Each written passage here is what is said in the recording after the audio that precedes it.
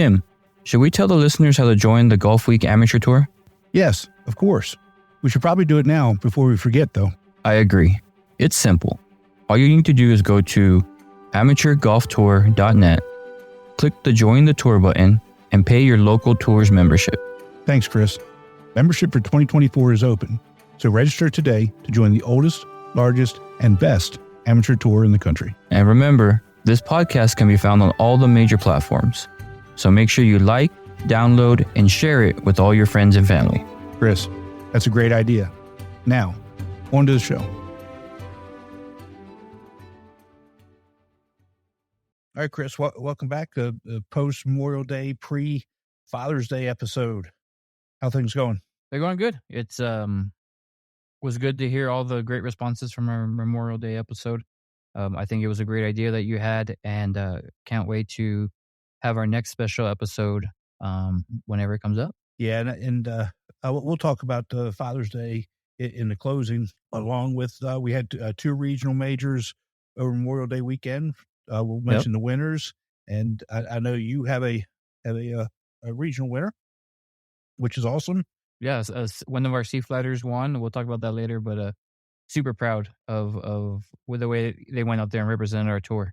Yeah, it's always good when you got a regional, or even your players are playing in an away tournament and they come back with trophies and money from them. It's it really does feel pretty good. I know when I'm running a tournament, I hate giving trophy and money away to people that come from other tours. Yeah, I kind of rib them a little bit, but they're always welcome. I tell everybody they're always welcomed, and it's a lot of fun. But when you can come back with a regional trophy, an automatic bid into national championship, that's something to really be proud of. So definitely. Yeah, we've got a great episode, and hope everybody sticks with us. We're going to talk to somebody who's one of our members who qualified for the Senior U.S. Open. We got Roger coming on. And we've got a duo from Louisiana North Tour who does an incredible Pickem before every tournament. You got to hear the stories. Being able to do this podcast and talking to people from around the country, and some of the things that people are doing are just phenomenal. It's amazing just to be able to talk to them and find out what's going on. What they're doing in their tours and how they're having fun and growing the tour. Yes, completely agree. We've gone from guys getting tattoos for winning flights to, the guests we're going to have on. We're qualifying for Senior U.S. Open. We get to see all different kind of people, get to meet all different kind of people. And that's what I think our vision was to start this podcast. And now we're able to see it more and more as we continue to keep having these. Yeah, absolutely. Well, let's stop talking. Let's get to it. Sounds good. Can't wait. Welcome to the Golfweek Amateur Tour, the podcast. We are your hosts, Tim Newman and Chris Rocha. As the oldest and largest amateur golf tour in the country, we put on individual stroke play golf tournaments that are handicapped by flights in 48 markets across the country. The Golfweek Amateur Tour, where amateurs play like pros.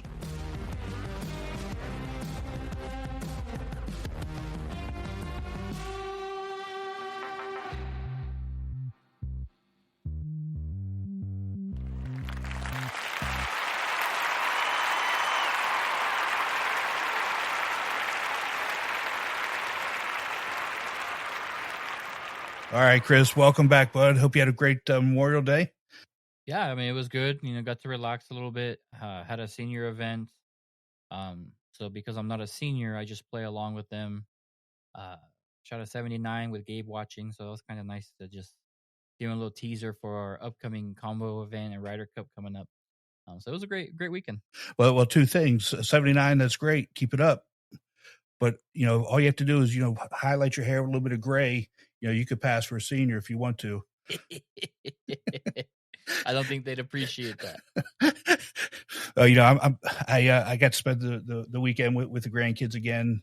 And, that time up here is coming to a close. It's time to head back south and get back to work. But we really enjoyed the weekend. But we got a great episode. Obviously, we've got we missed Roger because of our Memorial Day special, but Roger's back, and we've got a special guest. I don't know if anybody knows this, but we have a member who qualified for the U.S. Senior Open, and he's going to be joining this episode, which is that's a pretty big accomplishment. I can't wait to talk to him. Oh yeah, definitely. I can't wait as well. I've been able to see some very close friends try to qualify for the U.S. Open and things like that. So I know the pressure that they go through. So I can't wait to start asking him some questions. Yeah, and they play on a completely different level than I do, for sure. I mean, you're starting to get better, but I mean, they play on a completely different level. He shot mine. Definitely. Well, I don't want to get into it too much, but he shot 1 under at the course he was at. So that's awesome. Under that type of pressure, that's good. But we've been doing this podcast since September, and we, as tour directors, we have a good handle on our players, and we know a lot of their stories. But doing this podcast, we've had the opportunity to talk to people all across the country, many different tours, tour directors, and have learned a lot and had some pretty good characters on. Oh yeah. But this one, to me, is I think it's going to be one of the best. A few weeks ago, somebody sent me a link to watch. They do a podcast themselves, a Facebook Live type thing before every tournament, and they do a Pickem, and it's hilarious. It's right on the mark. They get other people involved, and it's great. They're from the Louisiana North Tour. So please welcome Trey O'Neill and Dan Hubbard to the podcast. Trey and Dan, welcome, bud. Thanks for having us. Yeah, glad to be here. Yeah, man. So I got to actually just listen to y'all's podcast just recently, and it's just something that was cool to be able to listen to, because me and Tim wanted to start this podcast for the tour, kind of give everybody information, but you guys are being able to connect with your local tour directly. So why don't you kind of explain to our audience, what you all talk about on this podcast that, gets everybody involved. All right, I'll go ahead and start, Trey. So, we'll start it off. Trey and I have been playing together on the Louisiana North Tour for 15 years together. And that's how we met. We didn't know each other before this at all, but have formed a outstanding bond with each other, as we have with a lot of the players on this tour. We've got a ton of returning members. We are with them, week in, week out. We do stuff outside of the tour as well. So Trey came up to me last year and, had an idea. I was like, hey, Dan, I want to do this. I've got an idea that we want to get more people involved. We want to get people involved in the tour, have them turn on some of their friends, possibly to grow membership. And he was like, I've got this idea about doing a podcast, and you're the only one I want to do it with. And so that meant a lot to me. And I took it very serious in what we did. And we have a great time doing it. The intensity in it is we bounce off of each other very well. We feed off of each other's intensity, the jokingness, the fact that we know the players so well really helps us give an insight not only into their games, but into how they play and how they'll play certain courses possibly. And it's given us an opportunity to really bond with the newer players on the tour and to get to know them. As Trey and I bounce around between A and B flight, and us getting the opportunity to meet and talk about the individuals in the rest of the flight has just given us that opportunity to meet them and talk with them and study their game, and so that we can talk about them on the podcast, because we do want to talk about everybody. We think everybody enjoys that. We enjoy doing it. So, Trey. Yeah, you just nailed it on the head, dude. So he's more of a scripted guy. I'm more of a let it fly kind of guy, right field. The deal is people like two things, dude. Two things, one and only. They like to be listened to, and they like to be talked about. And that's what we do on the podcast. Our rule of thumb is we don't talk bad about anybody. That's the first rule of thumb. But you can kind of rag somebody in the back door. So we really have a good time with this. And I really believe, listen to me, nobody would watch this if you didn't think your name was going to be called. They wouldn't watch it. But if you think you have an iota of a chance in there that your name's going to be called, you're going to watch this to the very end. Now, you might strip through it and you might say, hey, dude, I'm in the A flight. I'm going to skip all the way from D all the way to C or however you're doing it to catch your name. But you want to hear your name called. You want to hear something good about yourself. That's the whole thing about this podcast. People want to be talked about. That's human nature, dude. So that's what we do. We talk about people. We talk good about people. And I think that's why it's been successful. And what we'll do is we'll do it, so for those watching that don't, we have a skins game every Friday before our tournament. So we usually have quite a bit turnout at the skins game. Trey, 50, 60 people sometimes at the skins? I would say that. So we have a lot so afterwards we sit down, and after we've eaten or before we eat, we'll sit down at the course and start this podcast up. Whoa. Hang on. Now, a lot of stuff goes into this. Now, I want to tell you something. The first time me and Dan bounced this off of each other, the first time it was a week and a half out, and we're calling each other. And I know for a fact that I stayed up for an hour and a half doing 2 flights and him the same thing. And a week and a half before, and that was just 2 flights. So a lot of work and preparation goes into this, but we enjoy doing it. Now, do we do it all the time? Not all the time, dude, because you know what? Life gets in the way. It's just part of life. But whenever you enjoy doing something, I think you're going to be kind of good at it. And I think we both enjoy doing this, but a lot of time goes into this. You can't just go out there and randomly pick a player. You're going to be picking the same player over and over, which we do in Champ Flight because we got one guy that's a freaking stud. You're going to have that. But in every other flight, as amateurs, there is somebody that's on a freaking high, if you will, that's riding it high right then. That's going to be good for 2 or 3 tournaments. And guess what? They're going to fall off the map just like we all do as amateurs. So you have to kind of look at that in consideration. But there a lot of homework goes into this, and we enjoy doing it. We bounce off of each other very well, calling each other, not all the time during the week. It's a fun time. I really enjoy it. I really do. Well, that really comes through. I spent some time watching it, and Trey, if you call my name, then we got problems.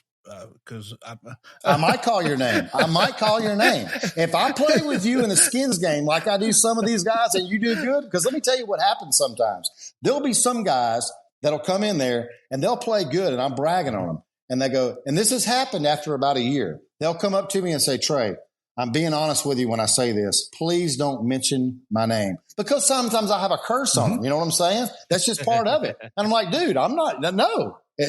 Don't listen to the podcast, and it's no big deal. But if I played in a practice round with you, and let's say you get 3 birdies in a row, you're getting picked, Big Daddy. I don't care what you say. Well, I listen to watch, and you talked in one episode about not doing it and some of the flack that you got. Tell me about that. Serious flack doing it that one time, Trey. So what happened was, let me tell you exactly what happened. No, I'm not going to rat you out, man. I'm not going to do that. I'm not going to do it. Remember what we talked about? First rule of thumb, we never talk bad about anybody. I'm not going to rat you out on this podcast. Let me tell you what happened. I'm not going to tell you exactly what happened. I tell you what, Tim, Chris, when we get together one day, I'll tell you exactly what happened. But I'm going to give you. I'll tell you the truth. I'll have to tell you the truth. Okay, you can tell them the truth, but I'm going to be politically correct and tell you what happened. Honestly, we had a long day of it one day. And I told Dan, and this is exactly what was said. I said, hey, how about we do this? We've been doing a podcast every single time. How about if we don't do one and let's see what kind of feedback we have? And Dan said, I think that's a great idea. I said, because kind of like your kids. We talked about this. You give your kids 3 cookies every day. And then all of a sudden, after about 2 weeks, you give them an apple, see what happens. Well, guess what? Our kids didn't like that. No, they did not. They did not like that. They wanted the podcast in, so we wanted the podcast. We give it to them. Exactly right. And so now it's a done deal. You're doing it every tournament you're going to do it at national championship? Let's take a quick break and hear from our sponsor, Srixon. A great iron set needs more than good looks. It's got to be fast and got to be pure. But good looks never hurt either. The all-new ZX Mark II irons from Srixon. You know what? I don't know how that's going to roll, because me and Dan have talked about this, and this is kind of like it's kind of like a kid growing up. You know what I'm saying? We're in the infancy stage. No, we're not even in the teenager years yet. We're still learning. We're still making mistakes, dude. It's only our second year. But it's only our second year. But what we're trying to do is we're making mistakes. We're seeing the good with the bad. We missed a deal. We talked about, there's a lot of things that go into it. You look back and you say, hey man, I learned from that. So there's a lot of stuff me and Dan have thrown back at each other with our like Lava Cup nationals. I mean, nationals would be, I would kind of like to do nationals, but man, that would be a lot of homework. That would be more something that you'd have to get with each tour director, but that's a great idea. Me and Dan have talked about that. Who knows? The next question I've got for you guys, and do you know how successful your picks are? Any ideas? And I know you kind of before you got on, Trey, I know we were kind of talking about it, and we don't really go back and look at how successful we were. We look at more of how successful it is with the players watching. Our picks, the only one that we're really sure of is our champ flight pick. Other than that, we're probably 5-10% on, if that, on the year on actually picking probably winners of the flight. I've kind of kept up with it, but go ahead, Dan. But the biggest thing to me is when I get the guys or girls who come up afterwards and be like, man, I appreciate you picking me. He goes, I almost got it for you. I almost got it. They got second place. They didn't quite win, but I almost got it for you. And, and that really means more to me than actually picking somebody accurately. But knowing that we were able to talk somebody up, right, and they took it serious and were like, hey, I want to do this. And then afterwards they're like, I almost got it for you, or I did it. I got your pick. I got it. But then on the same turn, we've got some players who come back, as Trey mentioned earlier. They're like, don't ever pick my name again. Don't pick me again. So Dan can be politically correct all he wants to and say all that nice stuff. His percentage is 12.5. Mine's 15.7. Daddy wants to win all the time. I don't care what people think. Okay. I don't care what your feelings feel like. I want to win. Daddy wants to win.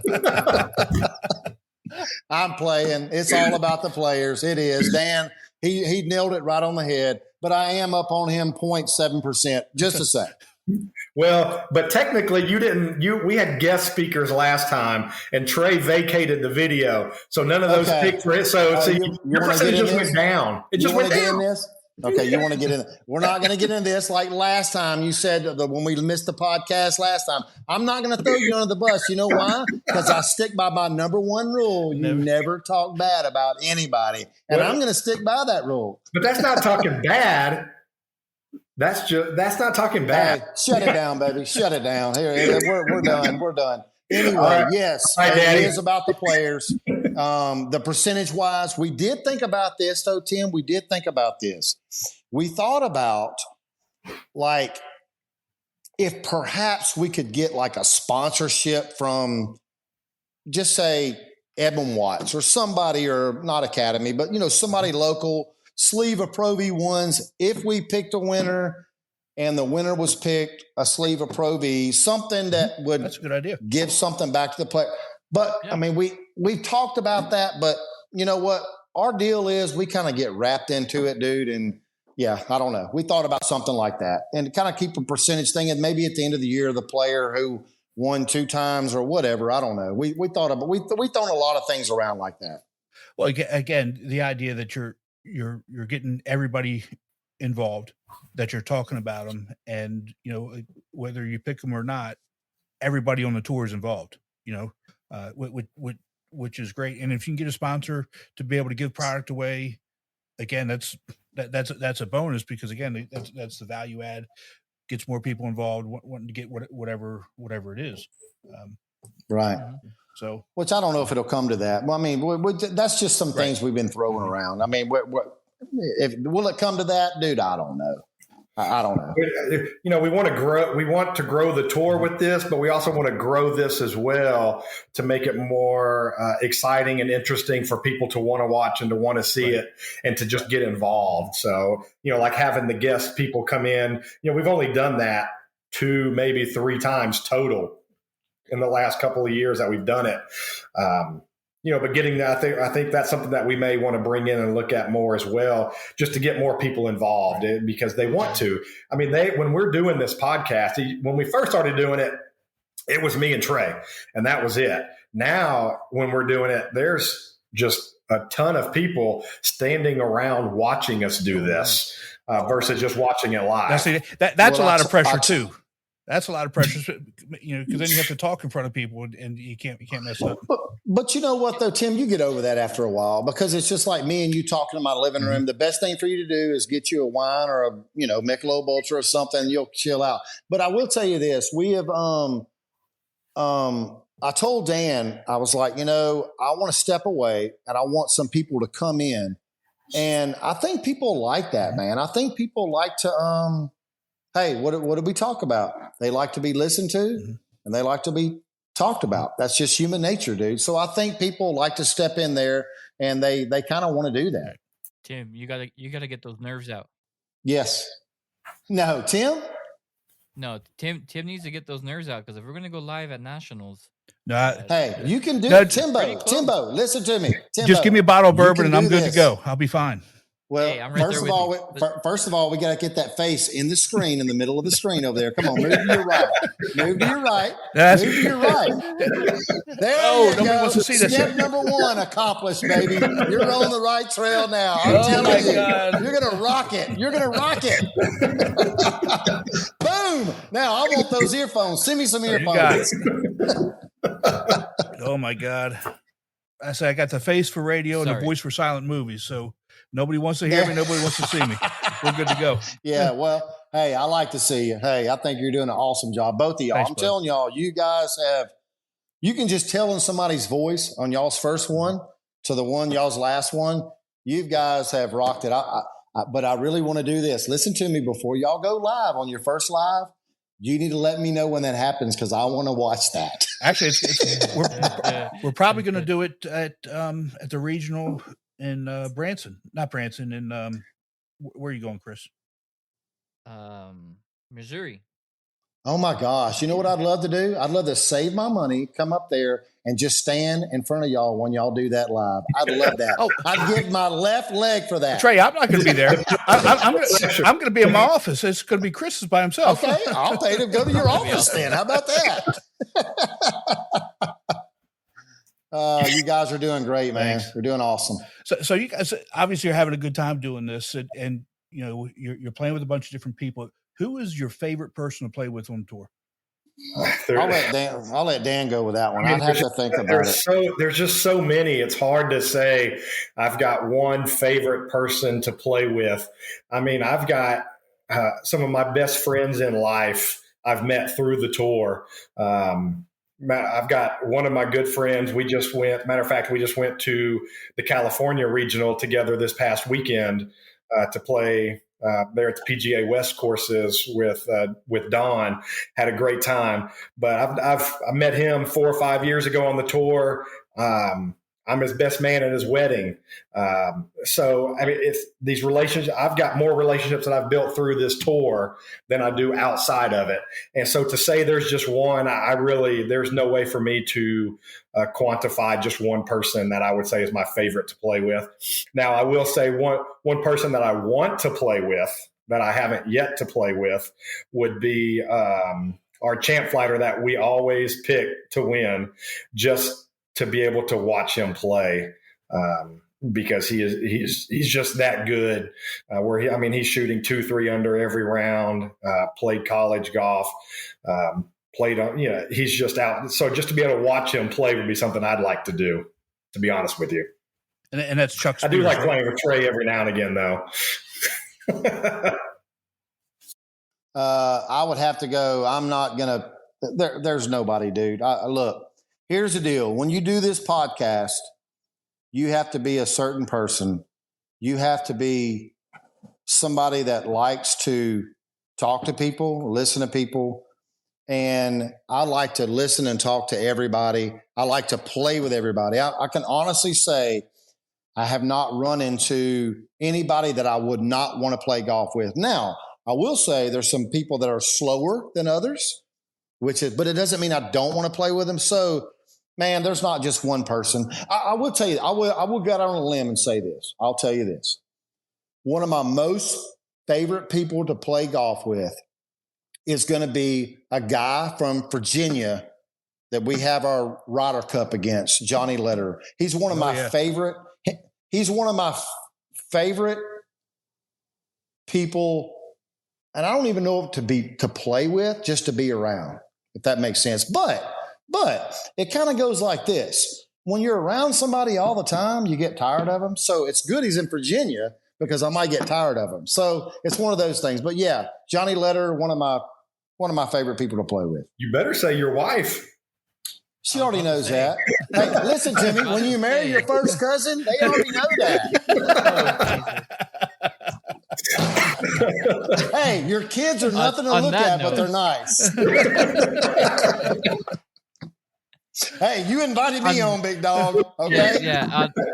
On that note, for all our listeners, what we're having here on our podcast is what they have on their tournament podcast. So if you're having a great time now, definitely tune into theirs. Real quick, how could they, or where can they go to see your all's podcast for the event? Let's take a quick break and hear from our sponsor, Srixon. ZX Mark II drivers are for major players, major winners, major power. All new ZX Mark II drivers, only from Srixon.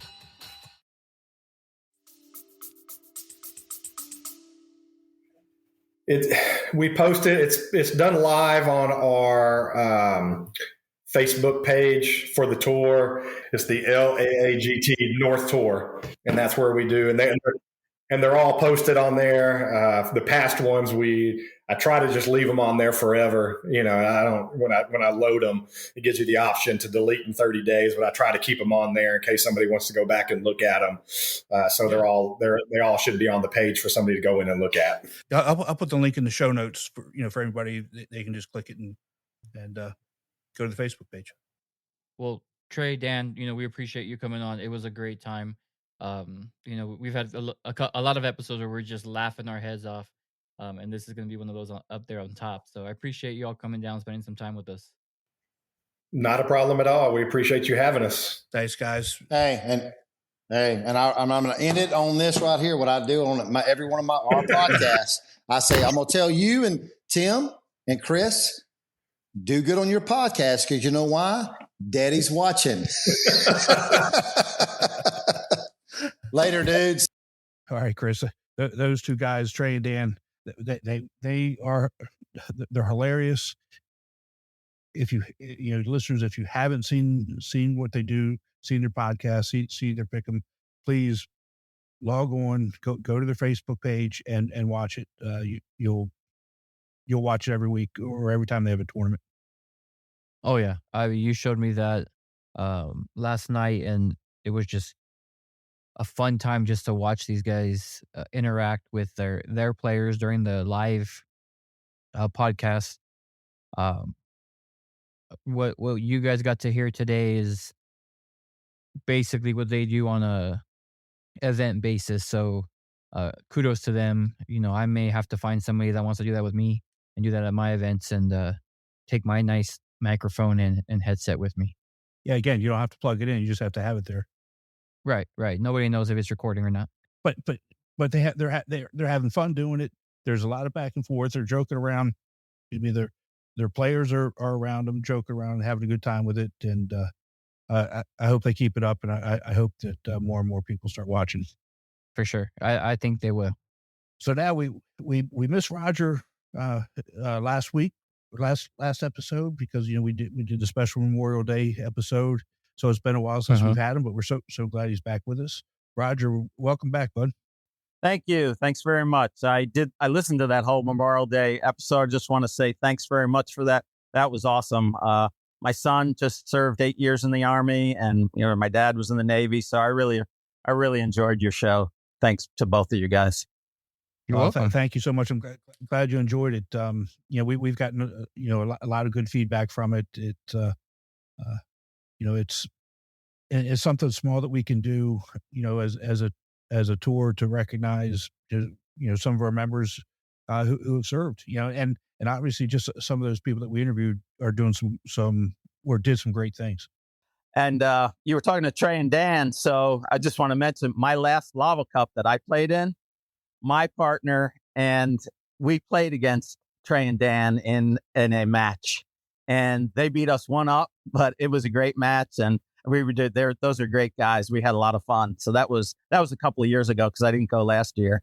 So I was glad to see them on the podcast. That was a lot of fun. Yeah. Oh, that's awesome. Again, it shows you how small the tour is. It's oh yeah. So how have you been? Have you been playing any golf, or you take some time off? What have you been doing? Played a little bit of golf. I played. I'm playing this Sunday in a tour event, and today I played in my first ever senior tour event, and it was great, but I did not play well at all. I was just out today. I was off my game today, so I'm looking forward to another one. I was at the bottom of the pack today, so I was really disappointed, but as you can imagine, but it was fine. It was a nice course that I'll be playing later in the year anyway on the regular tour. Yep. So it was good practice. Well, that happens. Some days we have it, some days we don't. And, we just hope the days that we have it, it's not a tournament day. So. Yeah. I did hole out one shot from about 52 yards for a birdie. So that's my highlight. And that's the only thing I tell everybody that happened. Yeah. That's really all they need to know. So, that's right. Yeah. All right, so let's talk about some rules. First, let's talk about a lost ball. How do you declare a lost ball? Do you just say that ball's lost and I'm going to hit another one? How does that work? That's a great question. Yeah, that's a great question because you can say it all you like, but you can't. Your ball doesn't become lost because you use the words "that's a lost ball." It's your actions that make that ball lost. And what I mean by that is, let's say you just drop another ball because you think that's ball without saying it's a provisional ball. Well, now let's say it's stroke and distance. You drop another ball and you play another ball without saying it's a provisional ball. That new ball becomes the ball in play and the other ball becomes lost, not because you said it became lost, but because you put another ball in play. Or let's say you have played a provisional ball. Well, the rule is once you play your provisional ball at a place closer to the hole than where you think your provisional ball is at, and you haven't found that provisional ball, that action of playing the next ball, playing that next shot is what makes that first ball lost. But you can't just say, okay, that ball's lost, and that's what makes it lost. It's the actions that you take for that next ball. And does that make sense? Yeah. Yes. Yeah. Okay. Yeah. So, or let's say you hole a ball out, and as long as somebody doesn't find your original ball, as soon as you take it out of the cup, that act makes that second, your provisional ball, your ball in play, and the first ball becomes lost. Even if it's found after 3 minutes, it's still the first ball is lost because you took an action to play another ball in the right way, and that makes the ball that you played second the ball in play. Right. And then the first one is lost. Okay. And then another thing I just wanted to mention, folks asked me, well, don't you have to go look for your first ball? And there's nothing in the rules book that says that you have to go look for that first ball. Mm-hmm. You do have to go look if somebody else identifies a ball and thinks it's yours, then you do have to go over there and look at it and see if it's yours to identify. But If you hit a great second, he hit a provisional right down the pipe, right down the middle, and you don't even want to go look for that first one, then just go to your provisional ball and hit again. Yep. Those are two things that I thought were important. Yeah, definitely. That's what I tell my tour is when we run the desert rule, because there's a bunch of desert around our area. If you go out there and you look for it and you find it, so you got to stick with it. But if you don't want to go in there in the desert and risk, injury, and you want to just say it's lost and go play your provisional, that's fine. You don't have to go look for it. That's correct. Yep. All right. So, we tell our guys as well, if you're not sure about a rule, to play two balls, and can you kind of give us the proper way that's actually supposed to happen, and which ball becomes the scoring ball, which one is not the scoring ball? I will. And feel free to interrupt me at any time, because there are some real particular things about this that I don't think players realize. And I'm going to give a really, I think, a good example, which brings it out, like why we do the things that we do. The first thing I wanted to mention is the 2-ball rule. That's only applicable to stroke play. And I know, we do Lava Cup, we do things, but the 2-ball rule is only applicable to stroke play. So that is important. So when a player decides that he wants to play 2 balls because he's unsure of a ruling or how to proceed, he can proceed with the 2-ball rule. And when he does that, just like announcing a provisional ball, you have to tell your partners that you are going to play a second ball. And the reason for that is actually announce it. Because if you were to just drop another ball, that would be, and your first ball is right there, you're basically playing a wrong ball. Right. And you'd get penalized for playing a wrong ball. So you have to tell your partners, okay, this is why I'm doing this. So that's the first thing about notifying your partners. And then the second thing that's really important, which I don't know that many do this, you have to tell whoever you're with there which ball, if the rules allow it, you want the committee to score with. So this is where I'll give you an example. And I'm going to give this as a real good example that, maybe it's not going to happen, but it really describes why you have to say which ball you want it to score with. Because I think most people would think if you're going to play a second ball, then that's the ball you would want to score with, but maybe not. Maybe your first ball, there's just a reason why you might want to still score with the original ball. So let's give an example here. A ball is on a cart path. And let's just say you don't know the rules, and you don't know if you have to play it off. And this is just an example. Most guys probably know that a cart path, you get free relief. But let's just say a player doesn't know that that's the rule, that you get to take a drop off an immovable obstruction.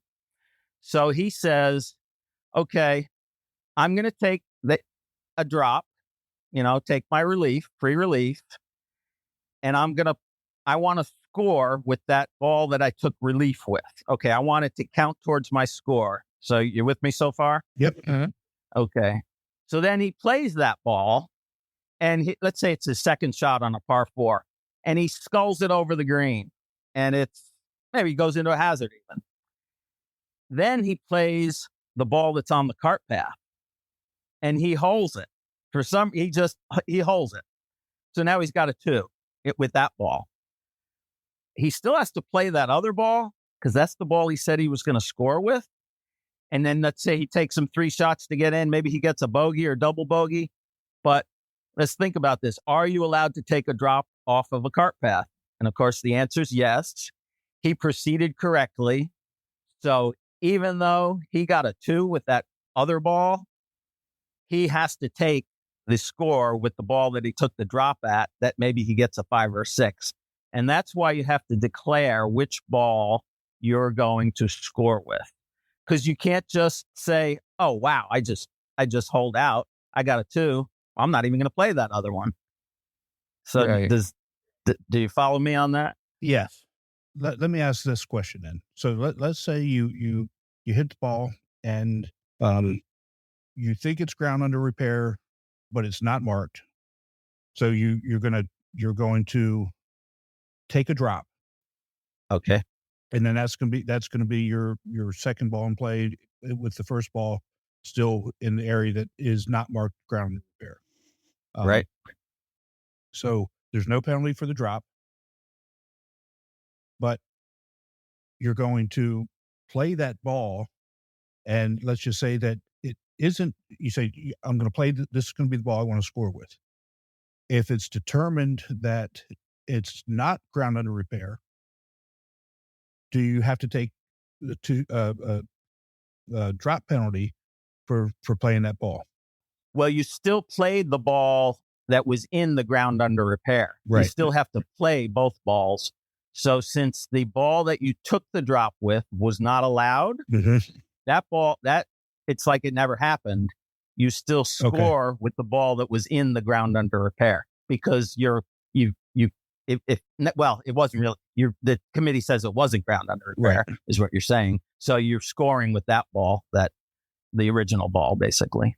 So when you find out that what you did was not allowed, and that's basically what you're saying, you find out afterwards that it really wasn't ground under repair, then the original ball still becomes the ball in play that you have to score with.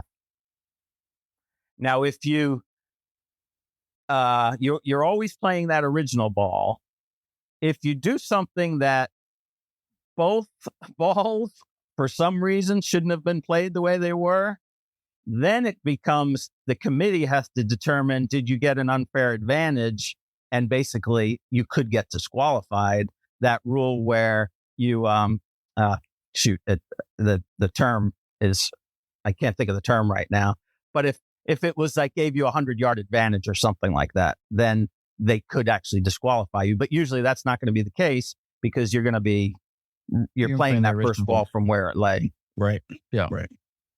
But that's a good, your example there with the ground under repair is a good one, because that actually does come up pretty often. Guys think they should be able to get a drop, and they don't. Everybody's playing under the same rules, the same course, and one guy can't get it where another guy doesn't. And that does happen pretty often, I would say. Yeah, I get that question a lot. Yeah. I had that situation at my last major myself. Course is in the mountains, so bunch of deer everywhere. As you can imagine, there's deer droppings everywhere as well. My stance would have been in a pile of deer droppings. I mean, when I talk about a pile, like it looked like an anthill. And I decided to play two balls. One where I'm straddling over this thing trying to hit a golf ball, and another one where I took, a drop at my closest point of relief. Come to find out, the course has a local rule where the droppings are relief away from it if it's in your stance. So got to do that. Luckily I parred with the drop ball as opposed to my bogey with the other one. But like you said, declaring which ball is your scoring ball is really important in that whole situation. Right. And I saw a couple of deer on the course today, so just reminded me of that. It was a nice day. It was a cool day here, but it was overcast all day. But it was a nice day to play. We didn't really have any good rules stuff come up today. I had one guy that I'm going to work on something. He'd like to have a list of what is a two-stroke penalty rules infraction versus a one-stroke, which that would be pretty interesting to maybe list them sometime. Which are one-stroke versus two-stroke penalties. Yeah, that's a good idea. I got one other quick one, Roger. Sure. From PGA Championship, there was a player that was penalized because he let the ball hang on the lip of the cup for too long. What's the time frame that we can wait for a ball to drop? Yeah, that's a good one. It's 10 seconds, and you have a reasonable amount of time to get to your ball. And the way they talk about that is, let's say you hit that ball from 150 yards out and it's sitting on the lip. So, a reasonable time to get to your ball. You can't dilly-dally and go talk to your wife on the stands or go, talk to your caddy for a whole long time. You have to, not delay. And then once you're up by the ball at 10 seconds, and even if it drops in the hole at 11 seconds, you're basically going to be penalized. I mean, they call it a penalty, but you're basically adding one stroke to your score after the 10-second runoff. And, there's been a lot about, well, they think the ball is moving or something. Even in that case, if it's there for 10 seconds and it's oscillating, the USGA says that ball is at rest, even though it might, because you get penalized if you hit a moving ball. Mm-hmm. Yeah. But let's just forget about that when it's sitting on the lip of the cup. The lip of the cup. It's a 10-second, that's it. And after that, you're going to get a 1-stroke penalty if you don't putt it in after that. So 10 seconds is your answer. Yep. There we go. And I actually had one today, and I waited, but I tapped it in. Yeah, it was a nice putt. It was actually on my very first hole. I had the easiest 4-foot uphill putt, and I left it on the lip. And I was like, oh my God, is this how my day's going to be? I was like, oh golly, yeah. Well, Roger, thanks so much for taking some time with us again tonight, and I really appreciate all the insight you're giving our listeners. It's I'm hoping that this actually reduces some questions and some conflict on the course during tournament day. For sure. I love doing it. And I really appreciate you guys having me on here. And I think it is a big help to a lot of golfers. And I've had guys mention things to me that whether they knew it or not, they just, they really appreciate it. And they're learning for sure. Yeah. Good. So Good. it's a good thing. Yep. And I thank you guys. Thank you both for having me. No, it's a blast to have a rules person on here with us. So we appreciate everything you do for us as well. All right, my friend. You take care. Thank you, guys. So, Chris, that's another great episode from Roger. He always gives us little bits of information that that I learned something from. Every time we talk to him.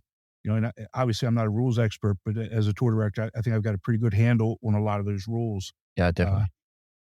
But when you talked about the how we play the 2 balls, when you don't know the rules, I think that's something that we need to kind of stress with our members, because I'm not sure that we're that most of us are playing it in the proper manner. Yeah, that was a little tricky one. I know, we try to emphasize playing a provisional ball or 2 balls if we don't know the rolling and things like that, but I don't think people know that little tidbit that he mentioned about mentioning which is your scoring ball and which is your second ball. Right. And that was the main thing on there. Might take a little time to get used to, but definitely need to push that a little more. Yeah, and I got to figure out how we're going to actually share that, at least with our players. But that's a different story. But he did send a follow-up email on that, and I just want to read what he wrote so that we're clear. He said, at the end of the round, even if the same score is made on both balls, the player is still required to report the situation to the committee. And he says, I don't think that's enforced, and I know we don't enforce it unless somebody, if there's something on the scorecard and I'm, verifying scores, and then I ask about it, then a lot of times he'll tell me about it. But he says the reason is so that it can still be determined if at least one of the balls was done within the rules, to make sure that there's not a DQ situation. So that's another good clarifying point. Oh yeah, that makes perfect sense. I mean, and then you can also, as a group, learn what the correct rule is for moving forward, I guess. But it makes sense. I mean, if anything, rules questioning comes up, I think it should be brought up to the committee at the end of the round, whether, like you said, you make the same score or not. Right. And that's a kind of a good segue to to our next guest. He's really going to need to make sure he knows the rules on this one. But our next guest, I've said it many times, and I get flack on it, especially being down south and being so close to Augusta, that the U.S. Open is my favorite tournament of the year. Again, for a couple of reasons. One is it's our national championship that as long as you can qualify, you can compete for. Right. And as well, and not secondary, but with Father's Day coming up, the final round is always played on Father's Day, and how important that is, because again, most of us, get involved in golf because of our fathers. Right. But our next guest, he's actually qualified for the U.S. Senior Open, which to me, I think is, again, one of the coolest things ever. It's, it's somebody that it's that, the guy next door, it's your friend who can qualify for our national championship. to me, it's just one of the coolest things ever. Yeah, that is cool. When I heard the story from Dennis, I believe, told us, I thought that was the coolest thing. I have HB Kim. I've been with him trying to qualify for a couple events. He tried qualifying for the US Open. So being able to see that process and see what these golfers, I want to call them, can do is just incredible. So I can't wait to talk to our next guest. It's going to be fun. So please let's welcome Brian Quackenbush from the Augusta Tour. Brian, congratulations and welcome, and thank you so much for taking some time with us today. Yeah, thanks for having me on, Tim. Appreciate it. So I've known you for a few years now, and before we start talking about the Senior Open, I just want to throw some stats out so everybody kind of gets an idea of who we're talking to and what kind of golfer we're actually talking about, because you're not talking about even your average champ flight player. You're not talking about guys like like Chris, who's a very good B flight player, or me, who doesn't really play that much anymore, but I'm a very bad D flight player. Brian has he's a member of the Augusta Tour. Over the course of his career with us, he's and this is on the Golfweek side, he's entered 44 tournaments. He's won 32 of them and has finished in second 5 times. He's also the 4-time winner of the Lake Oconee Classic, Regional Classic that we put on at Lake Oconee end of February, early March. He's won that 4 years in a row. Wow. So he's pretty good. His Golfweek handicap, I think, is a -2 or -1.9 or somewhere in that range. He can play. Brian, you have any comments or thoughts on your career? I don't know if you keep track of any of those numbers. I don't. I know that Golfweek has always been a really, really great addition to my schedule.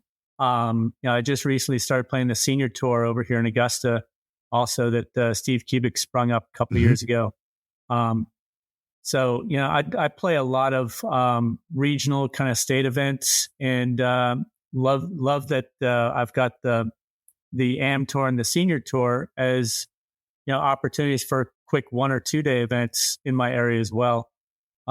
It helps keep me helps me stay real sharp, as I play in stuff like a Senior Open qualifier or now a Senior Open.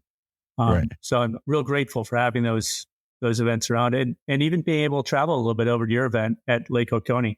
It's always a highlight to get over there early in the year and play a quick 2-round event on a good course with really, really good competition. The competition on the Golfweek tours has seemed to pick up quite a bit over the past couple of years.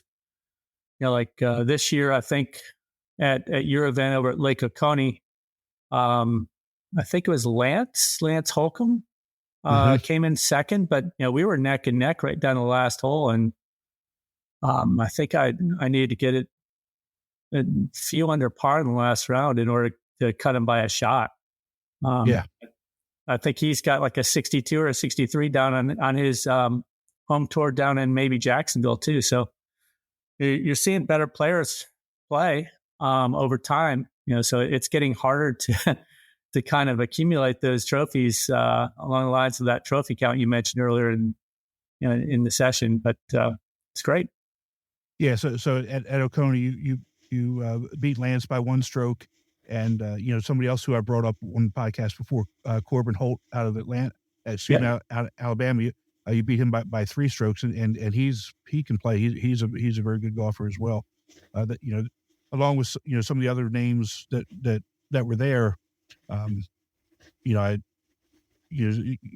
and Lance and Corbin really kind of stick out to me as really quality champ like players. Not the other ones aren't. There's just the guys that I know about and follow a little bit. So yeah, and what was interesting about those 2 guys, aside from being nice guys and really good players, I hadn't seen that kind of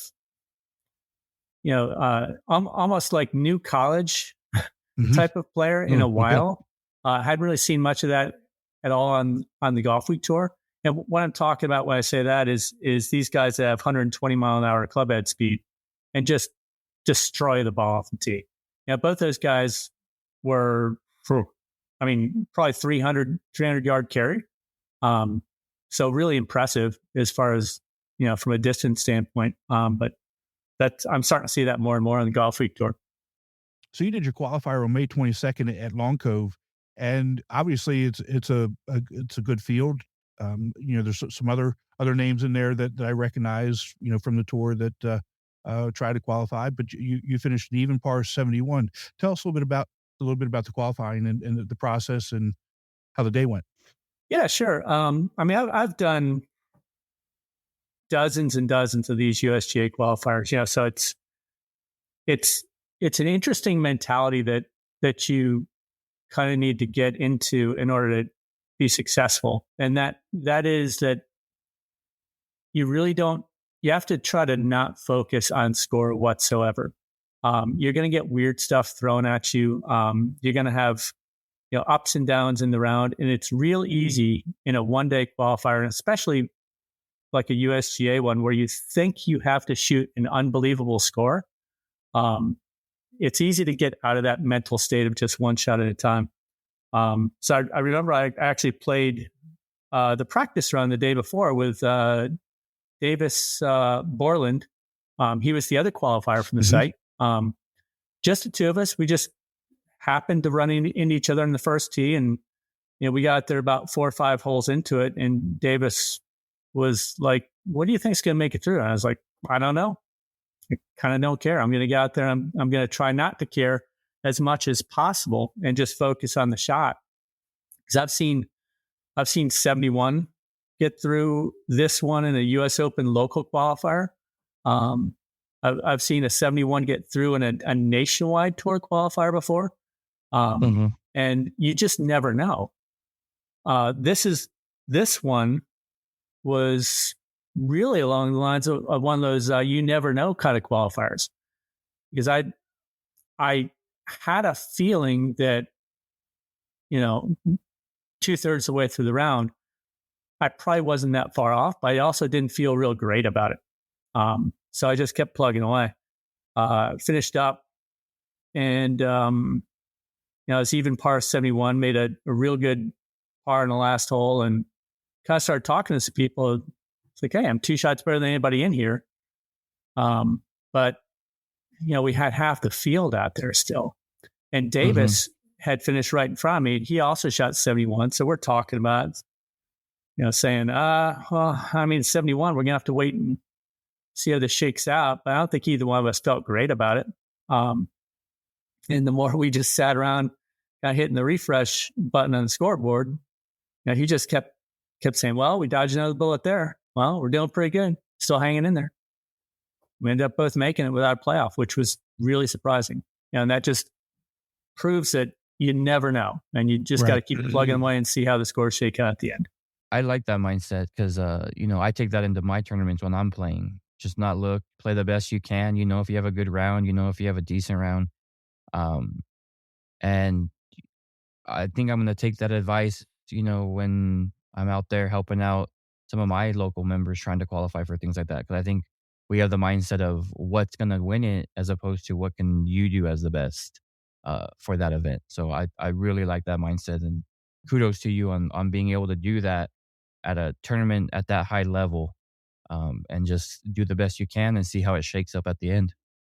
Yeah, thanks. It's a skill, but it's not a skill that you need to practice for 20 years in order to get to. People can pick it up right away, but it is a skill that you have to practice over and over again, because it's so easy to fall out of that and get into results and what shots mean and what scores you need to shoot. Just about 2 weeks or so before that qualifier, I was over working with my coach, Gary Crescent, at Augusta Country Club. And we were actually working on a swing thought. And it was a transition from the backswing to the downswing. And he was talking about patience and trying to be real patient and not let my hands kind of race ahead of my body. And the conversation broadened into patience about the round and patience about, a series of rounds or a tournament. And even, he was talking about you can't just try to be patient within a round or a tournament. You need to practice it, throughout the entire day leading up to it. So you try to be patient, like driving to the course. You try to be patient, like in your warm up, and the more you practice it, the more it kind of ingrains itself into you and helps your golf, which ultimately, I guess, is what we're all trying to get better at. But it helps throughout life too. And I think on that particular day, I had done all the practice with my patience and stayed with it for the entire round, and that helped me a lot. So do you have nerves, leading up to this? When you're warming up as you get to the first tee and that sort of thing? Yeah, 100%. Interesting kind of side note on this is I was at a horse show with my girlfriend and her client this past weekend, and her client was, you could see her hand shaking before she got on the horse, and she's leading. She's a good rider, and we were talking about it. She's like, "Oh, I've got, I'm so nervous and I'm shaking, and I don't know what to do about it." And I was like, "Hey, look, nerves are normal. Nerves are good. If you've got nerves about something, it means that you care." It's, I almost concern myself a little bit more if I'm just getting up there going through the motions and don't feel any nerves, especially like on the first tee. I told her about the one PGA Tour event that I played in. I got a sponsor invite to the event that used to be held up at TPC Avenel in DC. Oh, yeah. Mm-hmm. Yeah. And I got on the first tee that first round, and a couple hundred people kind of grouped around in the grandstand around the first tee. And they announced my name. And I got up there, and I remember looking down and saying, I think I see my knees shaking. So I was like, what the heck is this? What am I going to do here? So I just went through my routine, and I drilled it, and I hit my target exactly where I wanted to. But I was so kind of lost in that in the nerves, I didn't go through thinking about where the wind was blowing. So it actually, I hit it right at my target, and the wind took it about probably 8 yards right, and it dumped in the bunker. But what I took away from that was, no matter how nervous I am, I can still drill the ball exactly where I need to. It really doesn't have that much an effect, I think, on your performance. It might have more of an effect on how you think about things during the round. Right. So you got about 3 weeks till the Senior Open, 3.5 weeks till the first round. What's your plan and what's your process? From the time of qualifying up until you leave and the week of the championship. Yeah. So I guess there's three aspects of that. One is I got with my coach the day after, because I felt good about my full swing. Didn't feel great about how I putted that day, although I did get some putts to roll in. So I wanted to make sure we were on the right track with both aspects of my game, putting and full swing. And we also set up another checkup like a week out. And we're not going to work on much. We're going to tweak things and make sure I feel good about my overall game going into that event. I also wanted to kind of just relax, I mean, you can get real worked up and real kind of hyped about this, and you just wear yourself out. So, I took this weekend, went away to a horse show, had some fun. Next weekend, I've got nothing. I'm just going to play with friends. Then to warm up, I've actually got a Golfweek Senior and a Golfweek Regular those last 2 Saturdays. So, taking it easy, just normal schedule, making sure I'm checking all the boxes, but it's trying to make it not any bigger of a deal than normal. Then week of, going to fly up on that Sunday, get there in the afternoon, do the normal Monday, Tuesday, Wednesday kind of light practice rounds. and just get ready to play on Thursday. I think I've got this will be my 7th USGA championship. So I feel like I have a good idea of what to expect. It's going to be really, really difficult conditions. You're going to see the greens probably turn blue because they start to get that firm and fast. You're going to have situations where you play the hole perfect and make a bogey. So it's more like the mental aspect of not wearing yourself out and allowing things to go unexpectedly bad, even when things go right, and just staying patient and persevere with it. So who's your caddy? Whoever they give me up there. It's another interesting thing with amateurs playing in professional events, because I did that a couple of times as an amateur, and then also as kind of no names as a pro playing in professional events. I had a bunch of nationwide tour experience where I'd go and Monday qualify. Well, not nationwide, now it's Corn Ferry, right?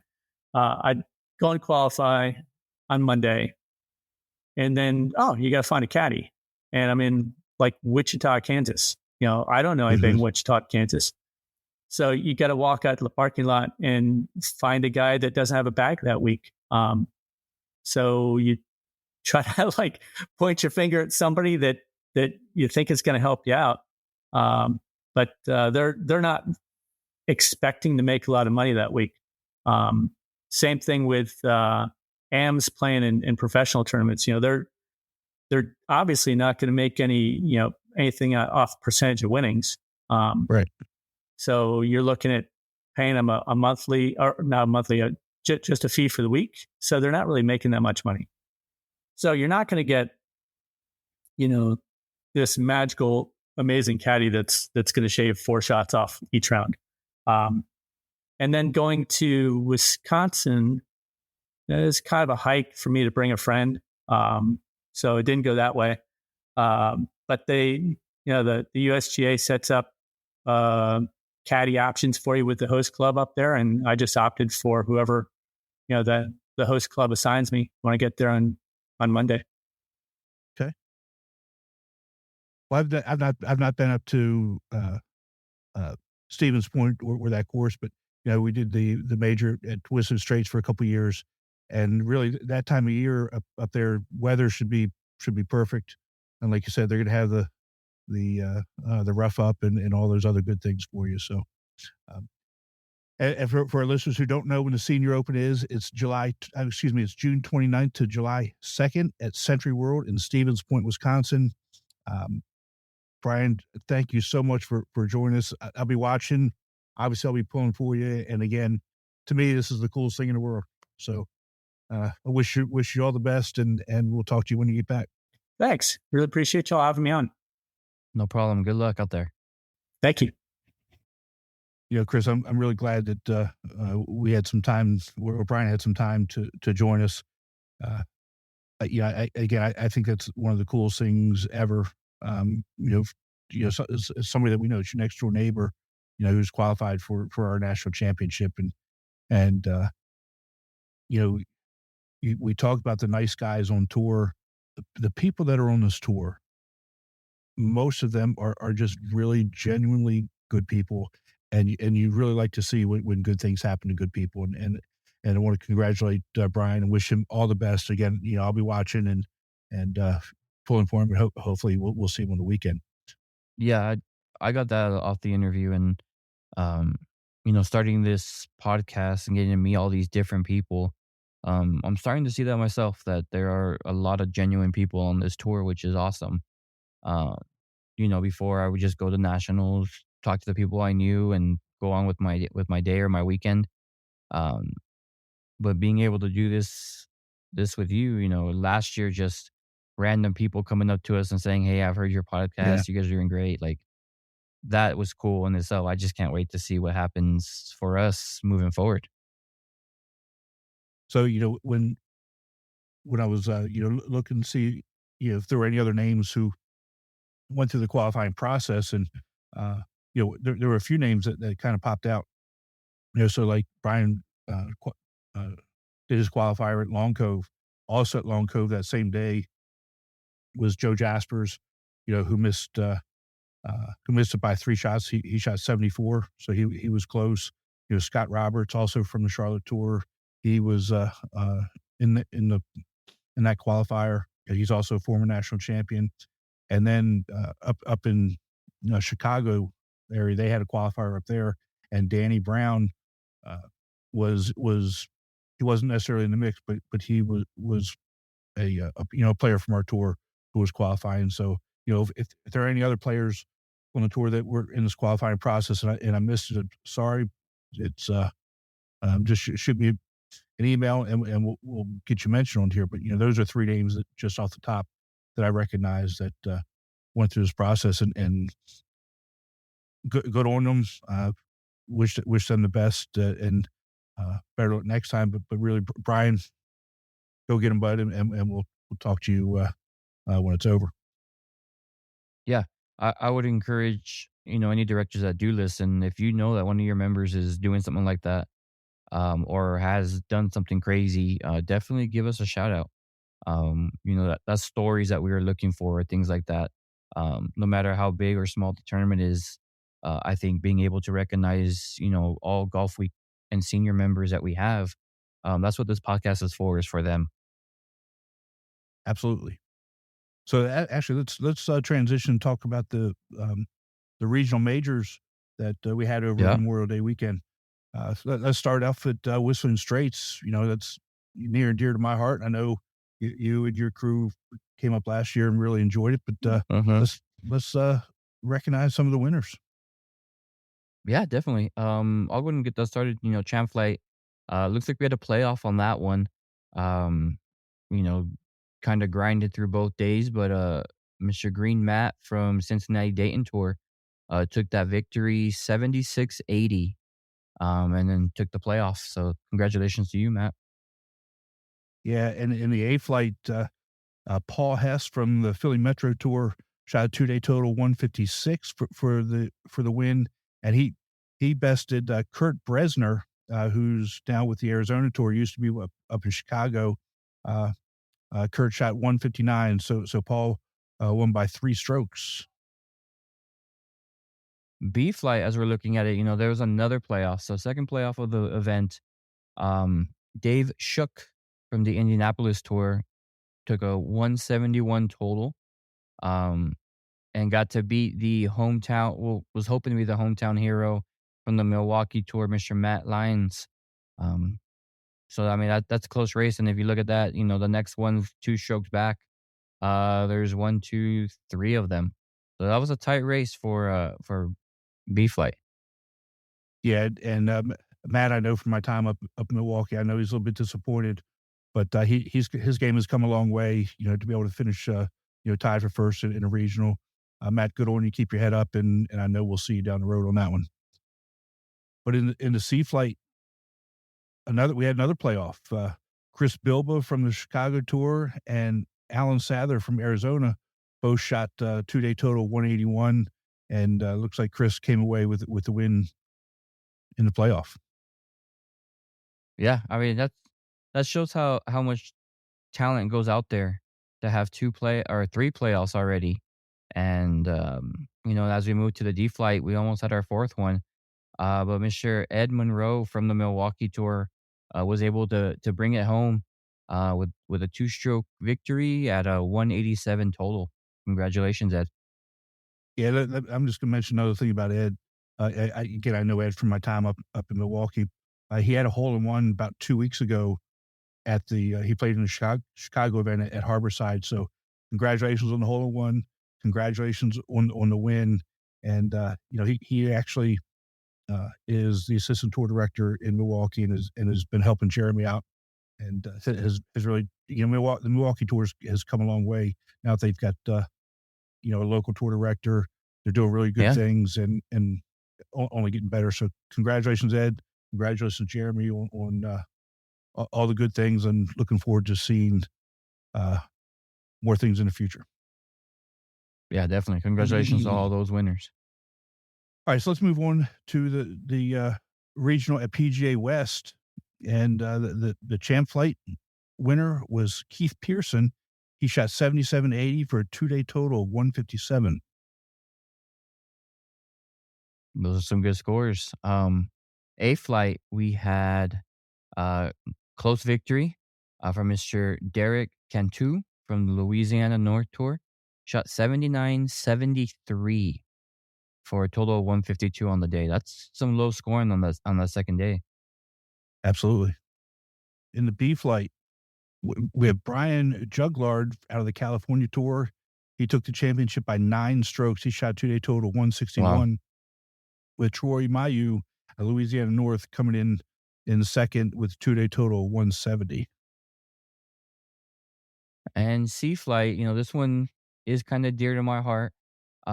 They did end up going into a playoff, but playoff with Victor Lopez from California and Stephanie Cecil from my tour, El Paso, Texas. I went to a playoff. From what she tells me, it was a 1-hole playoff. And Stephanie took the victory in C flight, 172 total for the tournament. I mean, she was excited. She texted me right after, sent me a picture of her and her trophy, and apparently got a bunch of prizes out of there. So, congratulations to her. Yes, that's awesome. It's like we said earlier, it's always great, when your players go to other tours and bring back hardware.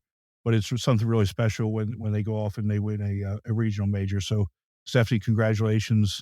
And Chris, congratulations to you. And then we have the D flight. Bartel Drake from the California Tour shot a 2-day total 177, 6 strokes better than his California Tour member Mike Galvin, who finished in second place. So, congratulations to all the winners in both those regionals. And they've all punched their ticket with qualifying into the national championship. Yeah, and that's what's exciting. At least I know I might have a chance to have at least one C flighter go to the national championship. But no, I'm super proud of her. She's come a long ways in the couple of years that she's been with us, and it's good to see that time that she takes playing. I mean, she's one of those that if I haven't seen her checked in and one of the first few people, I worry if she's going to make it, because she's always there early to warm up and ready to go. So can't wait to see what's next for her. Yeah, that's awesome.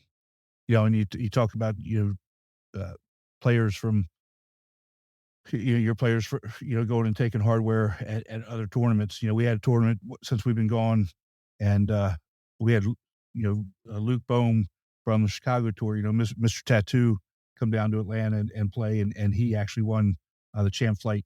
He cost me a little bit of money. We had a little side bet with the pro at the course. I said the winning score would be 74, and he said no, it's gonna be higher than that. And so he cost me a couple dollars. But congratulations to Luke. He shot 75. But congratulations to Luke. It was great to finally meet him. As much fun as he was on the podcast, that's how much fun he was in person. I got pictures with the actual tattoo. So nice. It was a good day. It was great to see him, and congratulations. And actually, he flew down for that, and then after the event, he went and I think he played in Cincinnati the next day. So he's traveling all over the place and playing. Nice, that's awesome. I can't wait to meet him when we do have our national event. I think he's going to be a fun guy that I'm going to lose time with, just laughing my head off. So, we're kind of in a weird space here, with Father's Day, it kind of falling in a weird time, in our podcast cycle. So, Chris, I had an idea that way we could still incorporate Father's Day, because we talked about how important it is, to us and the tour. So what I want to do is for all of our listeners to take a voice memo with your phone, give us your name, your tour, and give us a quick voice memo of a golfing memory with your father, with your dad, and send that to us by email, and we'll put it together and we'll include that in the next episode. What do you think of that, Chris? No, I like the idea. I was kind of trying to figure out what we could do. I mean, like we mentioned before, the fathers are kind of the ones, for the most part, that bring golfers into the game. You have those mothers every once in a while that can stripe the ball and will bring their kids in, but you see all the time, the fathers and sons, fathers and daughters out there playing golf or hitting the range or you name it. So yeah, I kind of like the idea. I'm gonna have to write my story out and just read it because I might get a little emotional on that, but it'll be a good time. Yeah, I understand. So again, take a voice memo with your phone, include your name, your tour, and a brief story about a golfing memory with you and your dad, and then you could send that to us by email. Either send it to me at TimNATC at amateurgolftour.net, or you can send it to Chris at elpaso at amateurgolftour.net. And we'll include that in the next episode and go from there. So, again, got the U.S. Open coming up, Father's Day coming up, U.S. Open coming up. Yep. When's your next tournament? I have one on Saturday for Golfweek. Pretty big one that we have here in one of the nicer courses in El Paso. And then on Father's Day weekend, I actually have a 2-day major for my senior tour. Okay. Which would be kind of nice, kind of get them out there. At least we got an early shotgun to get everybody home in time to spend with their families. Yeah, that's awesome. That's awesome. So that's all I got for this episode, bud. You got anything else you want to add? No, I mean, it's been fun. It's been fun that we've been doing this. This episode's guests were a hoot, as you would say. But no, I can't wait. End of the month, I get to go to Missouri for their regional. I got to get that planned out because I know we want to get them on the podcast. And I will be sending you thousands of pictures from Paynes Valley. So I hope you're ready. Yeah, it's gonna be awesome, and we're gonna do something with you live while you're there. So I can't wait for that. So yeah, that's gonna be a blast. All right, my friend. You take care of yourself, and we'll talk to you soon. Yes, sir. Talk to you in a bit.